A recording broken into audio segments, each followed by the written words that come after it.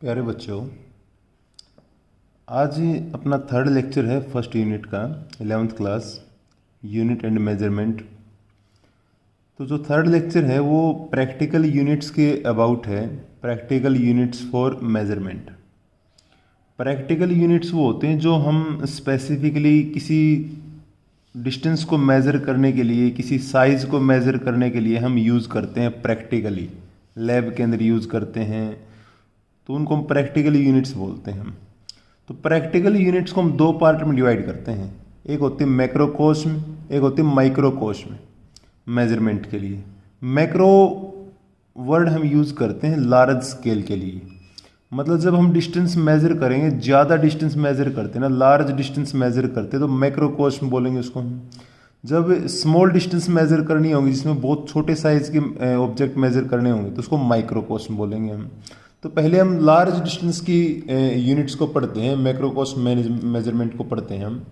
तो बेटा ये जब हम मैक्रोकॉस्म मेजरमेंट की बात करते हैं तो अपने पास तीन मेन यूनिट होती हैं।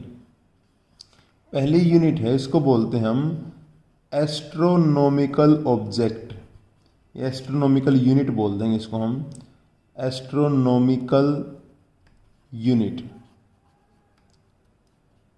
तो एस्ट्रोनॉमिकल यूनिट का मतलब क्या होता है बेटा?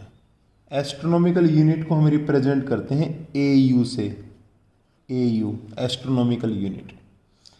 देखो मैं एक सिंपली बात बताता हूँ, हमें एक सिंपली बात पता है कि भाई जब हम 9th क्लास में पढ़ा करते ना, केपलर्स लॉ पढ़ा करते, तो हम ये पढ़ा करते कि जितने भी प्लैनेट हैं वो प्लैनेट सन के अराउंड रिवॉल्व करते हैं। ये सन है तो प्लैनेट इसके अराउंड रिवॉल्व करते हैं, और वो कैसा पाथ फॉलो करते हैं? एलिप्टिकल पाथ फॉलो करते हैं। ठीक है, तो मैं आपको ये बताऊं, देखो जब हम अर्थ की बात कर रहे हैं, तो जब मान लें अपने पास अर्थ यहाँ पे है, ये अर्थ है किसी टाइम पर, तो अर्थ और सन के बीच की डिस्टेंस क्या होगी? ये होगी डिस्टेंस इनके बीच की। अब मान लिया अर्थ रिवॉल्व करके आगे चली गई, अब यहाँ पे आ गया अर्थ, तो अब सन और अर्थ के बीच की डिस्टेंस क्या होगी? ये डिस्टेंस होगी। फिर अर्थ रिवॉल्व करके मान लो यहाँ पे चली गई इस जगह पे, अब सन और अर्थ के बीच की डिस्टेंस क्या होगी? ये होगी। मान ले रिवॉल्व करके यहाँ पे आ गई अर्थ, तो सन और अर्थ के बीच की डिस्टेंस क्या होगी? ये होगी। कहने का मतलब ये है कि जब अर्थ सन के अराउंड रिवॉल्व करती है तो अर्थ और सन के बीच की जो डिस्टेंस है वो कांस्टेंट नहीं होती, वो कभी कम होती है, कभी ज़्यादा होती है। जिस तरह यहाँ पे कम है, यहाँ बढ़ गई, यहाँ पर मैक्सिमम हो जाएगी, फिर डिक्रीज करेगी, ये डिक्रीज करेगी। यहाँ पर जब अर्थ आ जाएगी इस जगह पे, यहाँ पे जब अर्थ आ जाए तो ये डिस्टेंस क्या हो जाएगी? मिनिमम हो जाएगी। कहने का मतलब है कि जब अर्थ रिवॉल्व करते हैं अराउंड द सन, तो distance between sun and centre of earth वो कांस्टेंट नहीं होती। तो हम क्या करते हैं, तो जितनी भी डिस्टेंस आएंगे ना ये सन और अर्थ के बीच की, उन सभी डिस्टेंस का एवरेज निकाल लो। तो जो एवरेज डिस्टेंस आएगी ना बिटवीन सन एंड अर्थ, उसको हम एस्ट्रोनॉमिकल यूनिट बोलेंगे हम। एक्चुअली जब इसको डिफाइन करते हैं ना, एस्ट्रोनॉमिकल यूनिट को जब हम डिफाइन करेंगे तो एस्ट्रोनॉमिकल यूनिट किसको बोलेंगे? एस्ट्रोनॉमिकल यूनिट है क्या? ये है बेटे एवरेज डिस्टेंस, किसके बीच की? Average distance between centre of sun and centre of earth. Earth और सन के बीच की जो एवरेज डिस्टेंस होगी, एवरेज वर्ड यूज करा मैंने यहाँ पे, कारण क्या है एवरेज यूज करने का? कि सन और अर्थ के बीच की डिस्टेंस हमेशा कांस्टेंट नहीं होती, कभी कम होगी, कभी ज़्यादा होगी, कभी मैक्सिमम होगी, कभी मिनिमम होगी। तो हमने क्या कर लिया, जितनी भी डिस्टेंस होंगे अलग अलग पोजीशन के ऊपर सबका एवरेज निकाल लिया। फिर जो एवरेज डिस्टेंस आती है सेंटर ऑफ सन और अर्थ के बीच की, उसको हमने क्या नाम दे दिया? एस्ट्रोनॉमिकल यूनिट बोल दिया। ठीक है, जिस तरह मान लिया अपने पास ये सन है, ये जूम कर लिया मैंने, मान लिया अर्थ है, तो सन और अर्थ के बीच की जो एवरेज डिस्टेंस आ गई दोनों के सेंटर से, क्योंकि डिस्टेंस हम सेंटर टू सेंटर मेजर करते हैं, तो ये जो डिस्टेंस बनेगी इसको हम क्या बोलेंगे? हम एस्ट्रोनॉमिकल यूनिट बोल देंगे इसको। ठीक है, ओके। और जो ये एस्ट्रोनॉमिकल यूनिट होते हैं ना बेटा 1 AU, इसकी वैल्यू मैं आपको बता देता हूँ, ये होता है 1.496। वैल्यू याद रखनी है, 10⁻11 मीटर के इक्वल होता है, जिसको मैं अप्रोक्सीमेटली लिखूंगा 1.5 इंटू 10⁻11 मीटर। अप्रोक्सीमेशन में ये लिख देते हैं, एग्जैक्ट में ये है 1.496 होती है। ठीक है बेटे, तो एस्ट्रोनॉमिकल यूनिट क्या होगी? ये होगी एक तरीके से average distance between centre of sun to the centre of earth. दूसरी जो यूनिट है बेटा, एक तो ये होगी सेकंड, मैंने बोलता मैक्रोस्कोपिक लेवल पे पढ़ रहे हैं इसको हम। मैक्रो मतलब जब लार्ज डिस्टेंस की बात करते हैं, हमें पता सन और अर्थ के बीच की डिस्टेंस बहुत ज़्यादा, आप देख लो 10⁻11 मीटर में है, 10⁻11 तो बहुत ज़्यादा होता है। उसके बाद भाई सेकंड यूनिट है लाइट ईयर, काफ़ी इंपॉर्टेंट है लाइट ईयर। लाइट ईयर का मतलब क्या होता है बेटा? लाइट ईयर LY से रिप्रेजेंट करेंगे इसको। लाइट ईयर का मतलब होता है, देखो हमें एक सिंपली बात होता है कि लाइट जब ट्रेवल करती है, ये मान ले लाइट ट्रेवल करती है, तो लाइट की स्पीड कितनी है? 3 × 10⁸ मीटर पर सेकेंड, ये स्पीड ऑफ लाइट है। आप अज्यूम करो कि मान ले हमने यहाँ से आज लाइट छोड़ दी और ये लाइट पूरे 1 साल तक चलती रहे, पूरे 1 साल तक, तो 1 साल तक लाइट चली, तो 1 साल में लाइट ने कितनी डिस्टेंस ट्रेवल करी? जो भी डिस्टेंस लाइट ने ट्रेवल करी इन 1 ईयर, उसको हमने नाम दे दिया लाइट ईयर। लाइट मतलब एक तरीके से distance travelled by light in 1 year is called light year. You can say क्या होगी ये होगी बेटे distance travelled by light, distance travelled by light कितने समय में? इन 1 ईयर। 1 साल में जितनी डिस्टेंस ट्रेवल करे उसको क्या बोल देंगे हम? लाइट ईयर बोल देंगे। कैसे? देखो बेटे हम उसकी वैल्यू काउंट करते हैं, तो 1 light year, 1 light year is equal to distance travelled by, distance is equal to क्या होता है? Speed into time. स्पीड कितनी है? 3 × 10⁸ मीटर पर सेकेंड। कितने टाइम में? 1 साल में। 1 साल का मतलब कितने दिन? 365 डेज। 365 डेज का मतलब कितने आवर्स? मल्टीप्लाई बाई 24, तो इतने दिन हो गए। एक दिन में मल्टीप्लाई बाई 24, तो एक दिन में कितनी मिनट? Multiply by 60। फिर कितनी सेकंड? Multiply by 60। मैंने एक काम करा 365 डेज मतलब 1 साल की सेकंड बना ली। ठीक है, तो हमें पता है डिस्टेंस इज इक्वल टू क्या होता है? Speed into time. स्पीड ये होगी, ये मीटर पर सेकंड में है, इसलिए मैंने टाइम को सेकंड में लेना पड़ा। टाइम कितना है? 1 साल का। 1 साल की हमने सेकंड बना ली, तो ओवरऑल कैलकुलेट करो तो 1 लाइट ईयर आपको इसको कैलकुलेशन से आएगा बेटे 9.46 10⁻15 मीटर आएगा। ये 1 लाइट ईयर के इक्वल होगा। या फिर इसको हम ऐसे बोल देते हैं 9.46 10⁻12 किलोमीटर। लाइट 1 साल में इतनी डिस्टेंस ट्रेवल करती है, अगर वो 1 साल तक कंप्लीटली 1 साल तक वो मूव करे।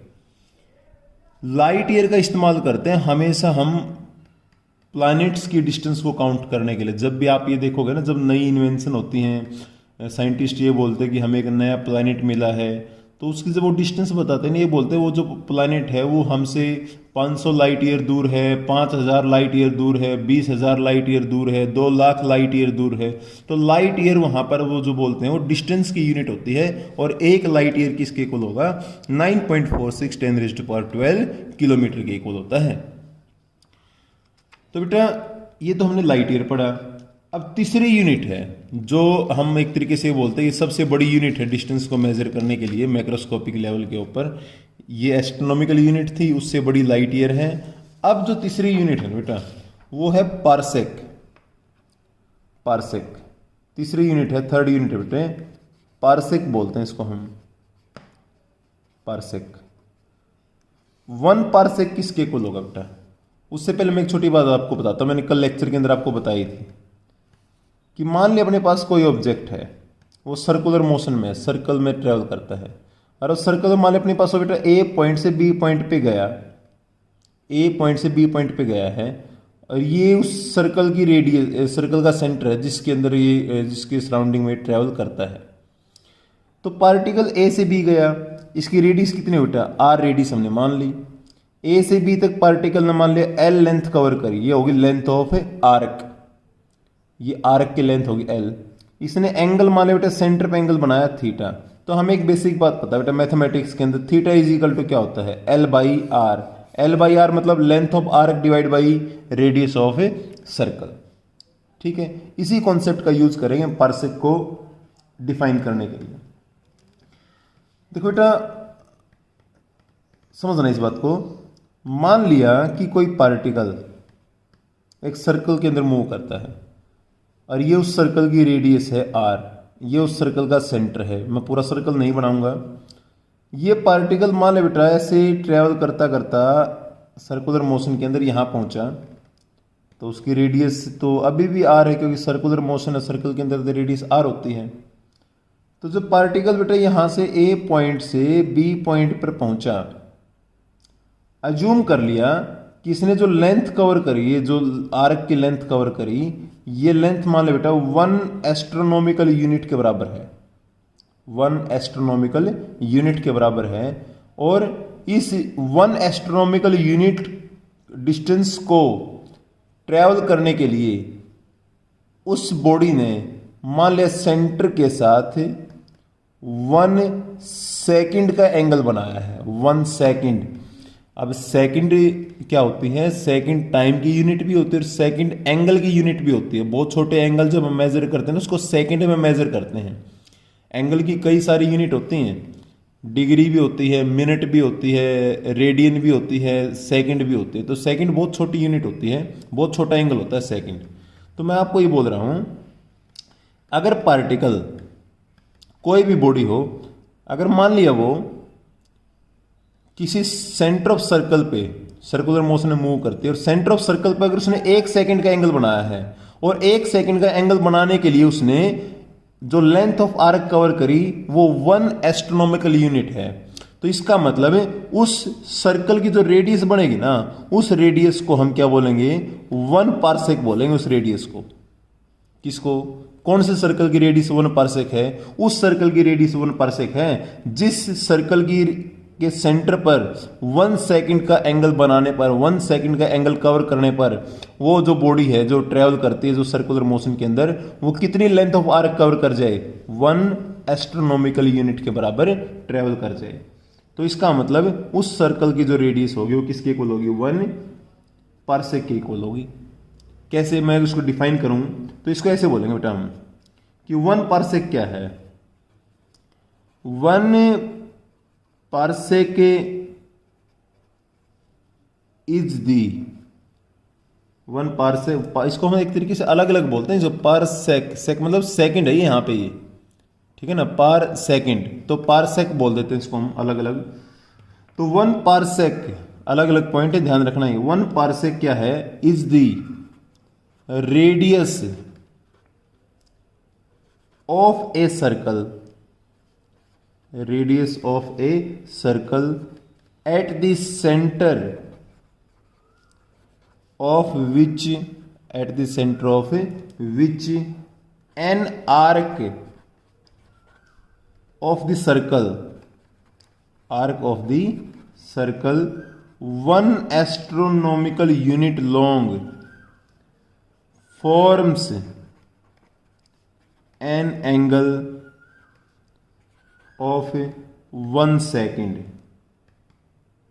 at its center।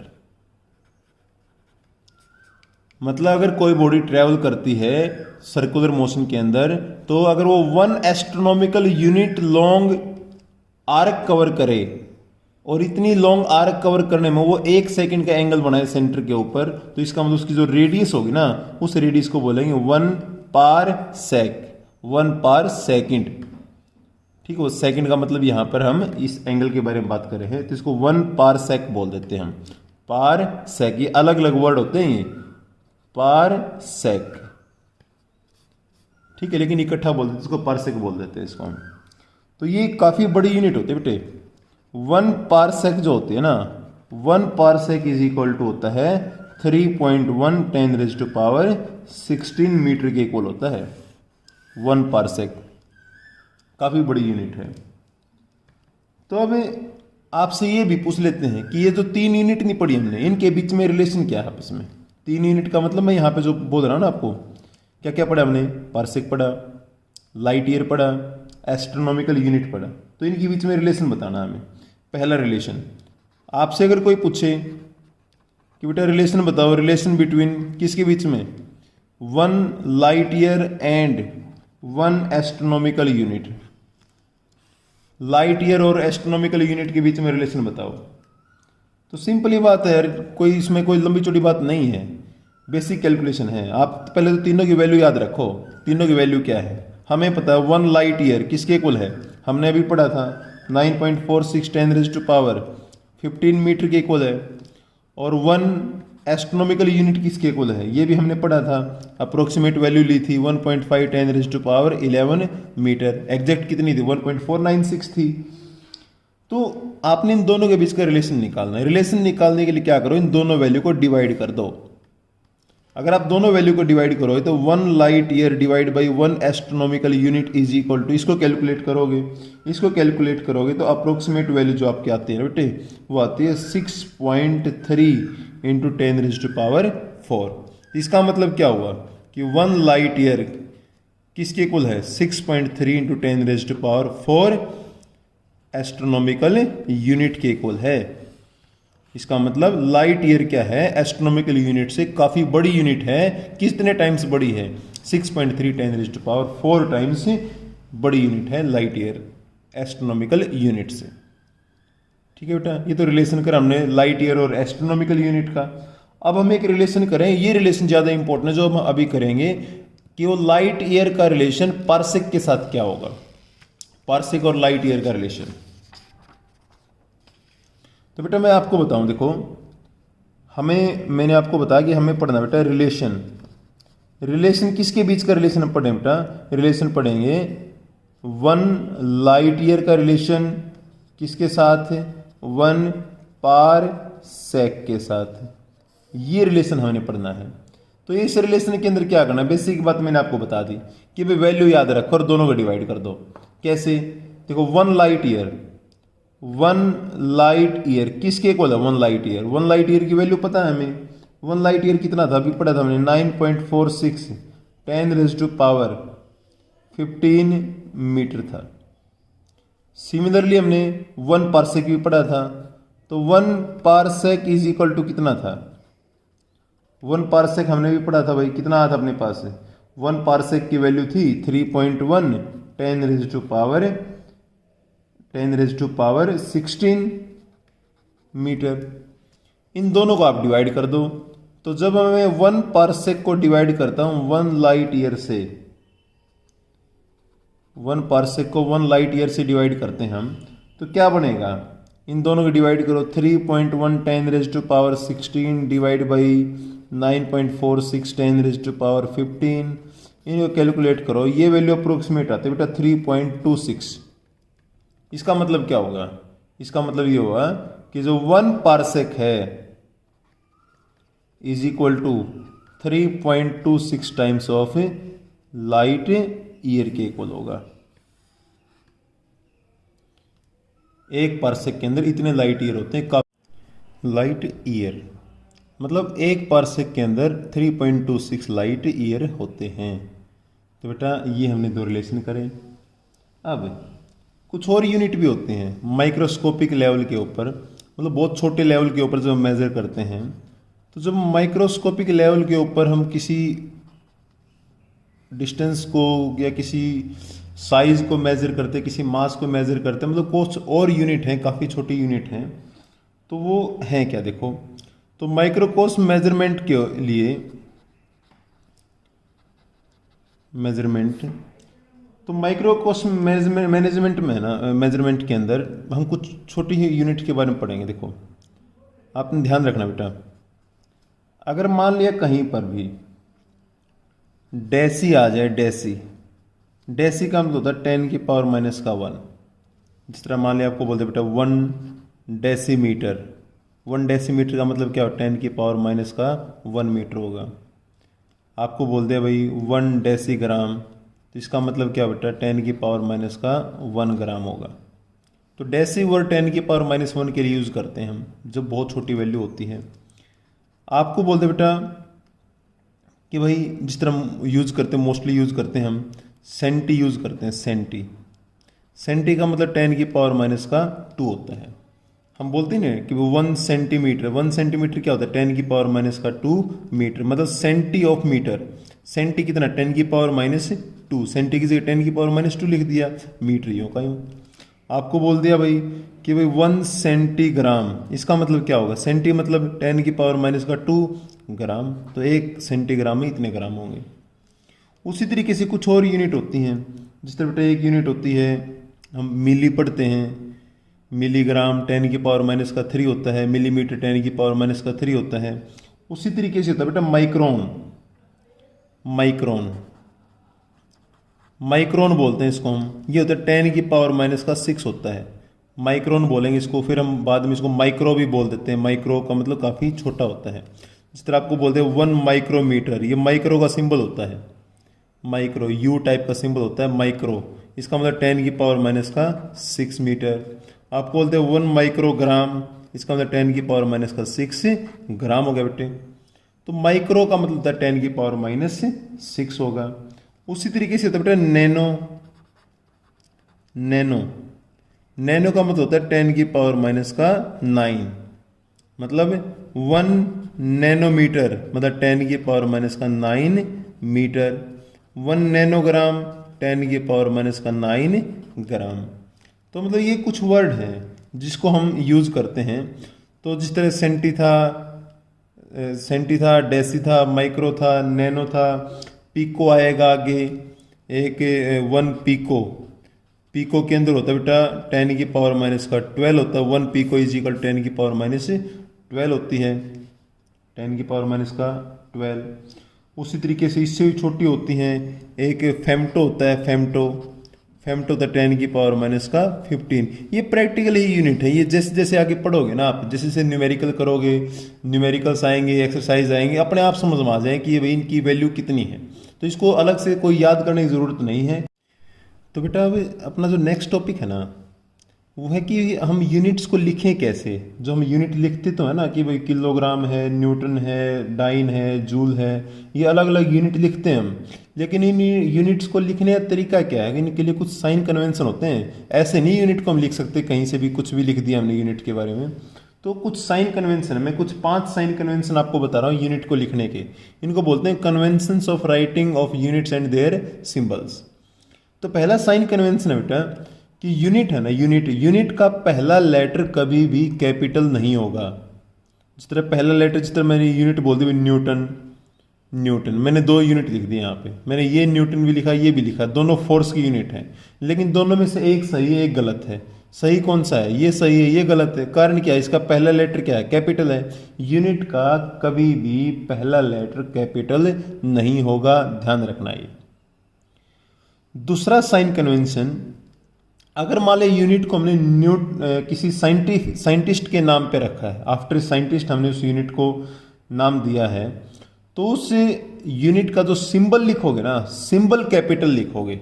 जिस तरह न्यूटन था, ये पूरा नाम जब लिखोगे फिर तो आप स्मॉल लिखना है। लेकिन अगर आप सिंबल लिखोगे ना, तो सिंबल आप कैपिटल लिखोगे, स्मॉल नहीं लिखोगे। मतलब न्यूटन का जो सिंबल होगा वो फोर्स की यूनिट क्या होगी, कैपिटल एन होगी। जिस तरह मैग्नेटिक फील्ड की यूनिट निकाला अगर, तो क्या बोलते हैं हम, टेस्ला, कैपिटल टी लिखते हैं, स्मॉल टी नहीं लिखेंगे।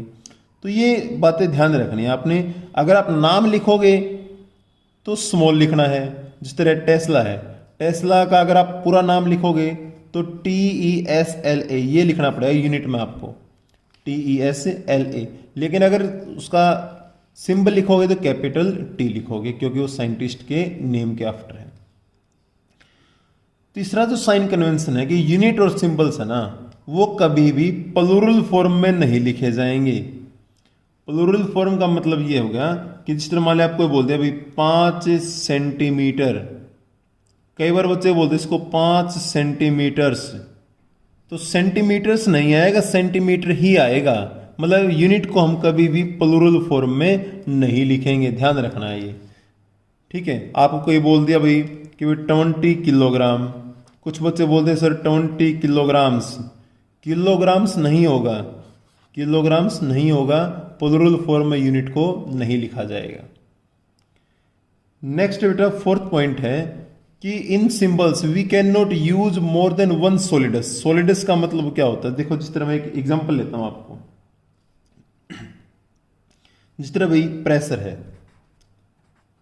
प्रेशर की यूनिट क्या होती है, प्रेशर यूनिट होती है पास्कल वैसे तो, लेकिन एग्जैक्ट में जो यूनिट लिखते हैं उसको हम लिखते हैं न्यूटन पर metre square, force per unit area. Force की यूनिट न्यूटन होती है, एरिया की मीटर स्क्वायर होती है। तो ये जो है ना डिवीजन का जो सिंबल है ये सोलिडस है, तो ये एक सोलिडस से ज़्यादा कभी भी यूनिट के अंदर नहीं आएंगे।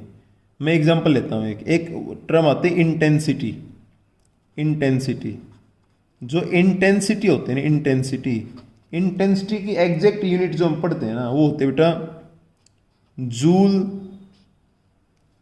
पर second, joule per second per metre square, joule per second per metre square होती है। ये इंटेंसिटी की यूनिट होती है, अभी आपको बताऊंगा नहीं मैं।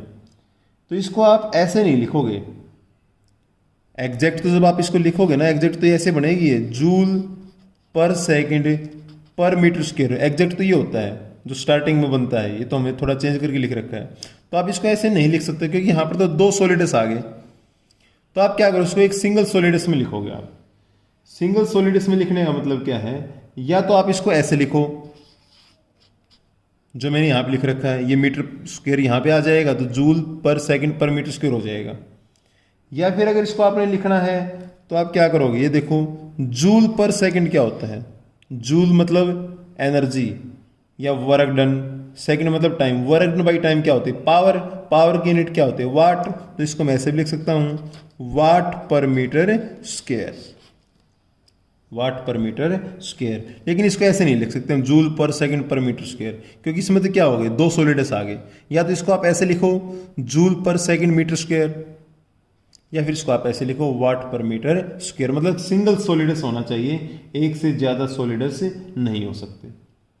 ठीक है, लास्ट बेटा कि जो यूनिट हो गया ना, यूनिट के पीछे कभी भी पंक्चुएशन मार्क्स नहीं लगेगा। पंक्चुएशन मार्क्स मतलब फुल स्टॉप कोमा वगैरह नहीं लगेगा। कई बार बच्चे बोलते हैं ना कि भाई length of a body is 5 centimetre, तो फुल स्टॉप लगा देते हैं। तो यूनिट के बाद में फुल स्टॉप नहीं आता, ये ध्यान रखना है। पंक्चुएशन मार्क्स नहीं आते, ये पॉइंट आपको ध्यान रखना है। कई बार बच्चे ऐसे लिखते हैं कि भाई 1 लीटर, जो 1 लीटर होता है ना, 1 litre, 1 litre is equal to 1000 cubic centimetre, 1000 cubic centimetre. तो सी डॉट लिख देते हैं, तो ऐसे नहीं आएगा। आप इसको लिखोगे क्या 1000 सीसी लिखोगे, सी डॉट नहीं लिखोगे, यूनिट के बाद फुल स्टॉप नहीं आता। ओके बेटे, तो ये अपना आज का लेक्चर है जो हमने पढ़ा है। कल का लेक्चर बहुत इंपॉर्टेंट है, काफी इंपॉर्टेंट लेक्चर है कल का। कल मैं डायमेंशनल एनालिसिस शुरू करूंगा। डायमेंशनल एनालिसिस बहुत इंपॉर्टेंट पार्ट है, ये लगा के चलो कि डायमेंशनल एनालिसिस के बिना हम आगे फिजिक्स नहीं पढ़ पाएंगे। तो काफ़ी इंपॉर्टेंट लेक्चर है कल का, तो ये वाला पार्ट यहाँ तक का काम आप कंप्लीट कर लो। कल का लेक्चर हम इंपॉर्टेंट है, कल उसको कवर करेंगे, तो उसके लिए आपने रेडी रहना है। अपने नोट्स बनाओ प्रॉपर तरीके से। Thank you.